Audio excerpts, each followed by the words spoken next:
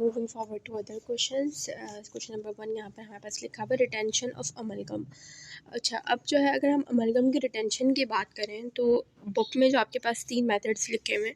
पहला तरीका लिखा हुआ है कि आप या तो स्मॉल कैविटीज़ बना लें, मीन्स के अंडर कट्स बना लें, ठीक है।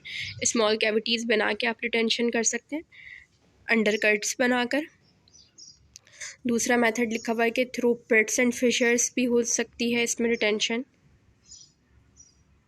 और या फिर हम जो है इसके अंदर डेंटिन पिन्स भी लगा सकते हैं। सही है, सेल्फ थ्रेडनिंग पिन्स कहते हैं इनको हम, डेंटिन पिन्स भी। तो ये हमारे पास क्या है, ये तीनों मेथड्स हैं रिटेंशन के लिए, लेकिन जो मोस्ट फेवरेबल मेथड है for retention of amalgam is under cuts. फिर हमारे पास क्या है question, why we use liner under amalgam. अच्छा, ये बड़ा इंपॉर्टेंट क्वेश्चन है क्योंकि हम अमलगम का जब हम लेक्चर ले रहे थे तो उसके अंदर हमने बात करा था कि अमलगम रेस्टोरेशंस के अंदर हम सब लाइनर भी लगाते हैं और लाइनर भी लगाते हैं, ठीक है। इसको रिमूव करते हैं। अब क्या है हमारे पास, ये हमने पढ़ा था कि ये टूथ बना हुआ है, सही है। यहाँ पर हमने सबसे पहले क्या लगाया, सबसे पहले हमने लगाया सब लाइनर। सब लाइनर होता है कैल्शियम हाइड्रोक्साइड का। फिर उसके बाद हम लगाते हैं लाइनर, ठीक है। लाइनर जो है वो है जिंक फॉस्फेट, और फिर उसके बाद हम यहाँ पे अमलगम फिलिंग कर देते हैं, ठीक है। और फिर ये हमारे पास क्या हो रही थी, अमलगम रेस्टोरेशन या अमलगम फिलिंग हो गई है। तो यहाँ पर जो सवाल उन्होंने पूछा है, ये चीज़ भी आपको याद रखनी है कि इसके अंदर अमलगम रेस्टोरेशन के अंदर लाइनर क्या होता है और सब लाइनर क्या होता है। इन्होंने ये पूछा है कि लाइनर हम लगा क्यों रहे। तो देखें, जब भी हम लाइनिंग करते हैं, मीन्स कि जब भी हम लाइनर लगाते हैं वो हम किस लिए लगाते हैं, टूथ को बचाने के लिए। अब टूथ को किससे बचाना है, हमें अपने रेस्टोरेटिव मटेरियल से बचाना है। अगर हम इन अ सेंस की बात करें कि भाई हम जो है अपने टूथ को बचाने के लिए रेस्टोरेशन कर रहे होते हैं, मीन्स कि दांत टूट रहा है, उसके अंदर कोई कैविटी हो रही है, तो हम क्या कर देते हैं, हम फिलिंग कर देते हैं, सही है। जिस तरीके से अमलगम फिलिंग्स होती हैं, सिल्वर फिलिंग कहते हैं ना इसे हम, ये। लेकिन इस फिलिंग से भी अब हमें बाकी के अपने दांतों को बचाना है, किस तरीके से, लाइनर लगा के। क्यों, क्योंकि हमारे पास हमने पढ़ा था कि जो थर्मल डिफ्यूजिविटी होती है अमलगम की, वो होती 3 times greater than dentin. Dentin से 3 गुना ज़्यादा होती है। तो क्या हो जाएगा कि अगर अमलगम की डायरेक्ट कांटेक्ट हो जाए डेंटिन से, अगर अमलगम जो है डायरेक्ट कांटेक्ट में आ जाए डेंटिन के, मीन्स मैं सिर्फ अमलगम लगा दूं, तो वो क्या होगा, हमारे पास डेंटिन को बुरी तरीके से इफेक्ट करेगा, इसमें इरिटेशन कॉज कर देगा, इसके अंदर पल्पिटाइटिस हो जाएगा। तो इस वजह से हमारे पास क्या होगा कि हम हमेशा क्या करेंगे कि अमलगम की जब भी हम फिलिंग लगाएंगे तो हम लाइनर भी लगाएंगे और फिर सब लाइनर भी लगाएंगे, ताकि वो डायरेक्ट कांटेक्ट में ना आए। फिर नेक्स्ट क्वेश्चन हमारे पास, वाई पॉलिशिंग डन।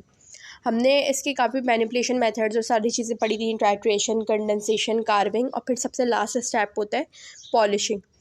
पूछ रहे हैं पॉलिशिंग करते क्यों हैं, तो जाहिर सी बात है पॉलिशिंग हम किस लिए कर रहे हैं, ताकि उसके अंदर कोई लश्रस सरफेस आ जाए, शाइनी सा, चमकती हुई हमारे पास जो भी रेस्टोरेशन है वो हो जाए। या पॉलिशिंग की वजह से क्या होगा, हमारे पास कोरोजन रेजिस्टेंस हो जाएगी, सही है, कोरोजन रेजिस्टेंस हो जाए, बढ़ जाएगी। मींस के कोई भी जब ऐसी चीज़ होगी, शाइनी सरफेस होगी, तो उसके ऊपर हमारे पास क्या होगा, कोरोजन नहीं हो सकती। जैसे कि हम घरों में दीवारों पे, दीवार कह रही हूँ, हमारे पास मेटल के दरवाजे वगैरह होते हैं, लोहे के खिड़कियाँ वगैरह होती हैं, तो हम उसके ऊपर पेंट कर देते हैं ताकि कोरोजन ना हो। तो इसी तरीके से क्या है कि हम अमलगम, जाहिर सी बात है क्या है, एक मेटल है सिल्वर, तो इस वजह से हम क्या कर रहे हैं कि इस पर पॉलिशिंग कर देते हैं ताकि ये कोरोजन से बच जाए और इसके अंदर लशरस सरफेस आ जाए। अब यहाँ पर लिखा हुआ है कि पॉलिशिंग एजेंट्स क्या है, मीन्स कि हम पॉलिशिंग करते हैं किससे। तो ये मोस्ट इंपॉर्टेंट क्वेश्चन है, इसको बहुत अच्छे से याद रखना है आपने। सबसे पहले तो हम या तो प्यूमिस लें ग्लिसरीन में, प्यूमिस इन ग्लिसरीन, जिंक ऑक्साइड इन अल्कोहल, किसमें, जिंक ऑक्साइड है अल्कोहल के अंदर, या फिर सेरिक ऑक्साइड है वाटर के अंदर। ये सेरिक ऑक्साइड वाटर के अंदर, ये 3 एजेंट्स हैं जिनके थ्रू हम जो है अपने पॉलिशिंग कर सकते हैं किसी भी रेस्टोरेशन की। इन अमलगम रेस्टोरेशंस वाई सब लाइनर यूज्ड। अब यहाँ पर क्या बात कर दी कि सब लाइनर क्यों यूज़ कर रहे हैं। जिस तरीके से हमने लाइनर की बात कर ली थी, भाई चलो भाई लाइनर तो हम इसलिए यूज़ कर रहे हैं ताकि जो अमलगम रेस्टोरेशन है वो डायरेक्ट कांटेक्ट में ना आए, लेकिन हम सब लाइनर क्यों यूज़ कर रहे हैं। तो सब लाइनर हम इसलिए यूज़ करते हैं कि पहली चीज़ तो लाइनर का काम क्या है कि जो भी हमारा रेस्टोरेटिव मटेरियल है वो उसको डेंटिन से बचा के रखे, मीन्स कि डेंटिन पे डायरेक्ट कांटेक्ट ना हो, लेकिन क्या हो हमारे पास कैविटी डीप हो जाए।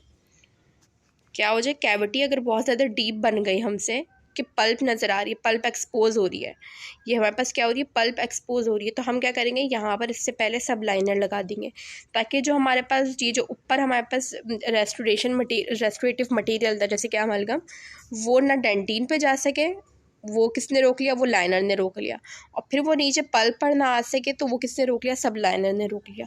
तो इन शॉर्ट आप वाइवा में एक्सटर्नल को किस तरीके से बताएंगे, आप ये बोलेंगे कि भाई अगर कैविटी डीप हो जाए तो हम क्या करेंगे कि हम सब लाइनर लगाते हैं, और सब लाइनर क्या होता है, कैल्शियम हाइड्रोक्साइड होता है, जिसकी थिकनेस 0.5 mm होती है। तो देखिए यहाँ पे एक क्वेश्चन से हमने 3 चीज़ें याद कर ली।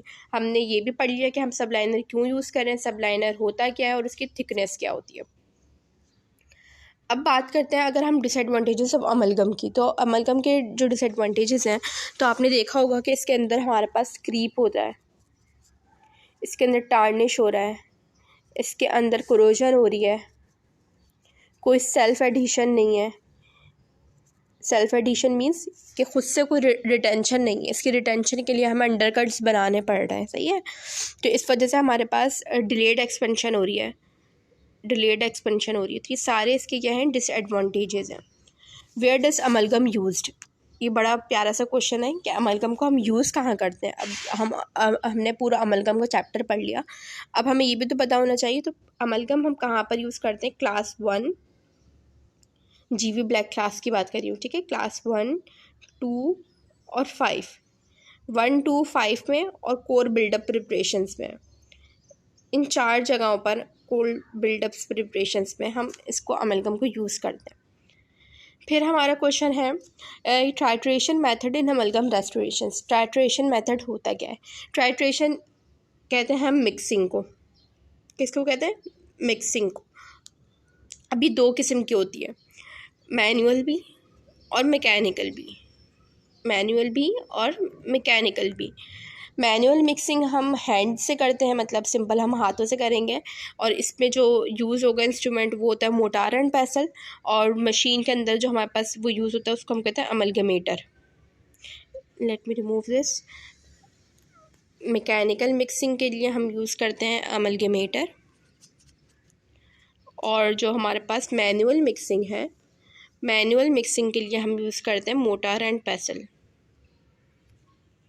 So these are the 2 instruments which are used in titration method of amalgam. अगर मैनुअल मिक्सिंग के टाइम की बात करें तो वो हमारे पास 40 सेकेंड्स होता है, जबकि जो है हमारे पास मैनुअल वाला जो होगा, सॉरी मैकेनिकल वाला होगा, वो 5 to 20 मिनट्स 20 सेकेंड्स के अंदर कंप्लीट हो जाता है। Instruments use in amalgam restorations. अब इसको देखते हैं ज़रा कि इंस्ट्रूमेंट्स हम कौन से यूज़ करते हैं अमलगम रेस्टोरेशंस के अंदर। सबसे पहला हम आए जो मैनिपुलेशन मेथड्स होते हैं, प्रोपोर्शनिंग एंड डिस्पेंसिंग, तो वहाँ पर तो हमने कोई इंस्ट्रूमेंट नहीं पढ़ा। अभी हमने यहाँ पे 2 पढ़े, अमलगमेटर और मोटार एंड पेसल। कंडेंसेशन के लिए फिर हम पढ़ते हैं कंडेंसर, अमलगम कंडेंसर या अमलगम गन जिसे कहते हैं। कार्विंग के लिए हम कार्वर यूज़ करते हैं। तो ये सारे क्या है हमारे पास 3-4 इंस्ट्रूमेंट्स हैं जो कि हम अमलगम रेस्टोरेशंस में यूज़ करते हैं।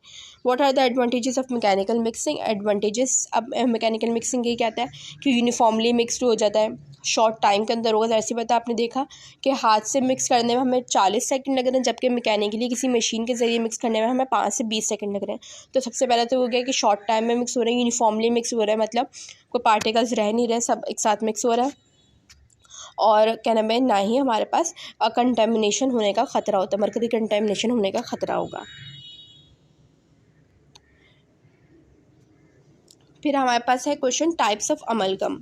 अच्छा, अब इस बात पर जब हम आते हैं कि टाइप्स ऑफ अमलगम क्या होती है, तो आपने जाहिर सी बात है बुक में ही कहीं पर लिखा बनी कि भाई ये अमलगम होती है, टाइप्स की ये होगी, लेकिन आपने पढ़ा है कि हमारे पास अमलगम कितने टाइप्स की हैं। 2 टाइप्स पढ़ी थी आपने एक टाइप पढ़ी थी जिंक फ्री और एक कॉपर इनरिच। तो यही आपकी 2 टाइप्स हैं अमलगम की, कॉपर इनरिच्ड अमलगम और जिंक फ्री अमलगम। अच्छा, फिर बात करें अगर हम फंक्शन ऑफ टिन, तो टिन का फंक्शन क्या है, ये हमारे पास करवाता है setting contraction. Setting contraction. What is ditching? अब डिचिंग क्या है, तो डिचिंग भी आपने पढ़ा था कि हमारे पास क्या होता है कि जो हमारे पास ये हो गई अमलगम रेस्टोरेशन है, मीन्स ये दांत बना हुआ है उस पर मैंने अमलगम कर दी, तो इस रेस्टोरेशन के अंदर जो क्रैक्स आ जाएंगे, मतलब जो फ्रैक्चर हो जाएगा, उसको हम डिचिंग कहते हैं। तो इन शॉर्ट, कि fracture in amalgam restoration is known as ditching. Properties of amalgam क्या होती हैं, तो अमलगम के हमने प्रॉपर्टीज़ देखी थी कि क्या क्या है उसके अंदर, आपने देखा था उसका सबसे पहले तो, late me remove this. Properties of amalgam में आपने इसकी देखी थी कि रिटेंशन सेल्फ एडिशन नहीं होती, रिटेंशन हमें देनी पड़ती है, इसके अंदर करोजन हो रही है, बायोलॉजिकल प्रॉब्लम्स हैं, तो यही हमारे पास 4-5 इसकी प्रॉपर्टीज़ हैं। मैनिपुलेशन स्टेप्स ऑफ अमलगम, तो मैनिपुलेशन स्टेप्स के अंदर आप सारे बता देंगे। सबसे पहला हमारे पास होता है प्रोपोर्शनिंग एंड डिस्पेंसिंग, फिर टाइट्रेशन, फिर कंडेंसेशन, देन कार्विंग करते हैं, और कार्विंग के बाद लास्ट स्टेप होता है पॉलिशिंग। और पॉलिशिंग कब करते हैं हम? आफ्टर 24 आवर्स, 24 घंटे बाद करते हैं। और टाइट्रेशन एंड इट्स टाइप्स, तो टाइट्रेशन एंड इट्स टाइप्स हमने अभी पढ़ ली थी, मैनुअल मिक्सिंग और मैकेनिकल मिक्सिंग, और दोनों के इंस्ट्रूमेंट्स भी देख लिए थे। So it's all about viva questions of dental amalgam. Video को बनाने का मकसद ये है कि आप लोग साथ साथ रिवीजन भी करते रहें। अगर इन शॉर्ट मतलब अगर किसी ने लेक्चर नहीं लिए मेरे अमलगम के, वैसे तो लेने चाहिए ज़ाहिर सी बात है, ताकि सारे कॉन्सेप्ट्स आपके क्लियर हो, लेकिन अगर किसी ने नहीं लिए और वाइवा से एक दिन पहले वो ये वीडियो को खोल कर बैठेगा, तो उसको क्या होगा, उसको ये फ़ायदा होगा कि उसको साथ साथ आंसर्स पता चल जाएंगे। सही है, तो इंशाल्लाह फिर नेक्स्ट वीडियो में मिलते हैं। अल्लाह हाफ़िज़।